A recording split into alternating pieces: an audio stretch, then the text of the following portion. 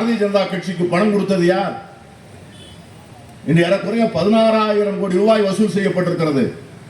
நன்கொடை என்கிற பேரிலே, அரசு நன்கொடை என்கிற பேரிலே. இன்னைக்கு மோடி அவர்கள் வாய்கிலேயே பேசுகிறார் அல்லவா, ஊழலற்ற ஆட்சி என்று. அவர் பதில் சொல்ல வேண்டாமா?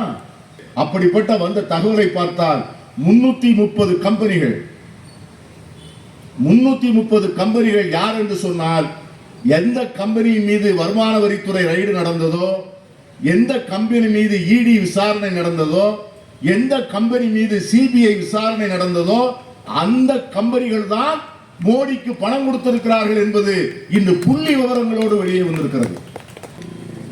இதெல்லாம் நீங்கள் பொய் என்று சொன்னால் அவர்கள் வழக்கு போடட்டும். இன்னைக்கு அவ்வளவும் பொது தளத்திற்கு வந்திருக்கிறது. 16,000 கோடி ரூபாய் தேர்தலுக்கு, 100 ரூபாய் பாஜகவுக்கு நன்கொடை வந்தது என்று சொன்னால் 19 பைசா வந்திருக்கிறது காங்கிரஸ் கட்சிக்கு. அந்த விகிதாச்சாரம் நமக்கு நிறைய சந்தேகங்கள் வருகிறது.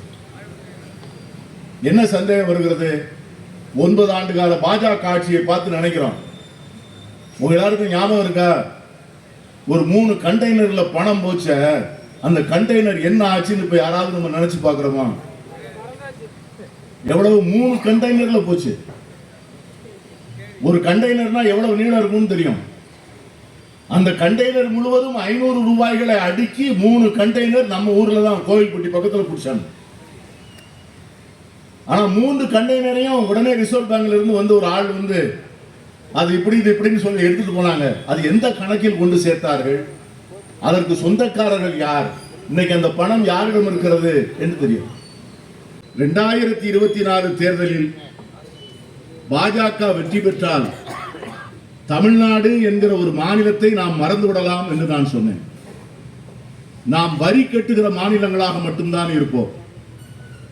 2024க்கு பிறகு பாஜக ஆட்சிக்கு வந்தால் தமிழ்நாடு, கேரளா, ஆந்திரா, கர்நாடகா, நம்முடைய பாண்டிச்சேரி போன்ற மாநிலங்கள் வட இந்திய மாநிலங்களுக்கு வரி கட்டுகிற மாநிலங்களாக, எப்படி வெள்ளைக்கார ராஜாக்களுக்கு காலனி நாடுகளாக இந்தியா இருந்ததோ அதை போல டெல்லியை ஆளுகின்ற அந்த அரசுக்கு வட இந்தியர்களுடைய வாக்குகளை மட்டுமே வைத்துக் கொண்டு, அவர்கள் தருகின்ற நாடாளுமன்ற இடங்களை மட்டுமே வைத்துக் கொண்டு, அதன் மூலமாக மட்டுமே ஆட்சி அமைத்து, அதன் மூலமாகவே சட்டம் இயற்றி, அந்த சட்டத்தை தந்து அதிகாரத்தை தருகின்றவர்களுக்கு நம்மிடமிருந்து வரி வசூல் செய்து கொண்டு போகிற ஒரு சூழ்நிலை தான் வரும். மீண்டும் நாடாளுமன்ற தொகுதிகளுடைய சீரமைப்பு, ஜனத்தொகையினுடைய அடிப்படையிலே நாடாளுமன்ற இடங்களை சீரமைக்கின்ற போது தென் இந்தியா என்று அழைக்கப்படுகின்ற தென் மாநிலங்கள் தங்களிடம் இருக்கின்ற இடங்களை இழக்கின்றன. நமக்கு ஏற்கனவே நாடாளுமன்றத்தில் இருக்கின்ற இடங்கள், இப்படி தமிழ்நாட்டிற்கு 40 இடங்கள் என்று சொன்னால் 3-4 இடங்கள் குறையும். கர்நாடகாவுக்கு குறையும், கேரளாவுக்கு குறையும். ஆனால் உத்தரப்பிரதேசத்திற்கும், பீகாருக்கும், மத்திய பிரதேசத்திற்கும், ராஜஸ்தானுக்கும் அந்த இடங்கள் வந்து அதிகரிக்கும். அப்படி அதிகரிக்கின்ற போது ஒரு ஆட்சிக்கு வரக்கூடிய ஒரு அரசு தென்னிந்திய மக்களை பார்த்து வாக்கு கேட்க வேண்டிய அவசியமே இருக்காது. உன்னுடைய வாக்கு வேண்டாம் என்று சொல்லக்கூடிய அளவுக்கு ஒரு ஜனநாயகம் இருந்தால் அது எவ்வளவு கொடுமையான ஜனநாயகம் என்று நீங்கள் சிந்தித்து பார்க்க வேண்டும். அந்த தைரியத்தில் தான் மோடி பேசுகிறார். ஒரு நாடு வரலாறு காணாத ஒரு மழை வெள்ளம்.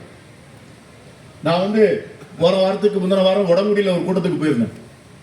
அங்க பக்கத்துல ஏரல், அந்த மழை வெள்ளம் வந்து அன்னைக்கு சிறுவைகுண்டம் ஆத்துல எவ்வளவு வெள்ளம் போச்சுன்னா, ஆற்று கரைக்கு மேல் 21 அடி தண்ணீர் போயிருக்கிறது. அண்ணன் அபூபக்கர் ஊர்ல 95 சென்டிமீட்டர் மழை, சிறப்புஞ்சில தான் 95 சென்டிமீட்டர் மழை பெய்யும். காயல்பட்டணத்தில் வரலாறு இல்லாமல் 95 சென்டிமீட்டர் மழை, பெரும் சேதம். 25 நாட்கள் மக்கள் உணவில்லை, உடை இல்லை, மின்சாரம் இல்லை, தொலைபேசி இல்லை. தமிழ்நாடே ஸ்தம்பித்து போகின்ற நிலையில நம்முடைய ராணுவ அமைச்சர் வருகிறார்.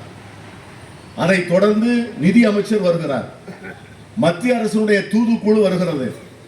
நம்முடைய முதலமைச்சர் நாடாளுமன்ற உறுப்பினரை அனுப்புகிறார்.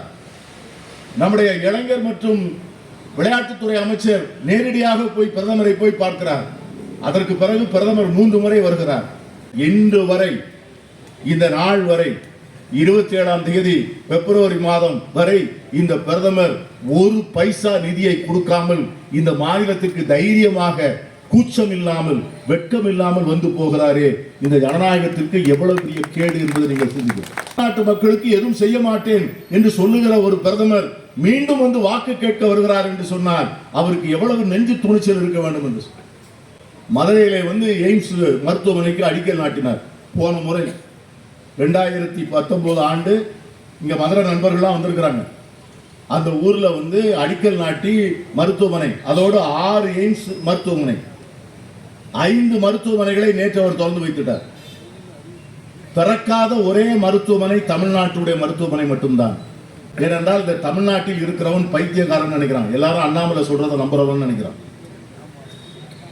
இந்த தேசத்திலே மெட்ரோ ரயில் மத்திய அரசு நமக்கு என்ன செய்வது என்று உங்களுக்கு நீங்கள் சிந்தித்து பார்க்க வேண்டும். பாஜக வந்து ஓட்டு கேட்கின்ற போது, பாஜக தரப்பிலே வாக்கு கேட்கின்ற போது நீங்கள் கேட்க வேண்டிய கேள்வி வேற ஒண்ணும் வேணாயா, எதுவும் கொடுக்க வேணாம்.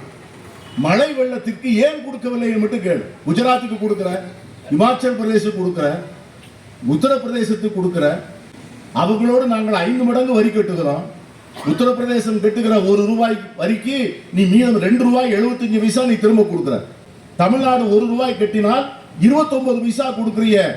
எங்களுக்கு வந்து நிவாரண நிதி கொடுத்தால் என்ன என்று கேட்கின்ற கேள்விக்கு மோடி அவர்கள் பதில் சொல்ல வேண்டிய தேர்தல் தான் இந்த தேர்தல்.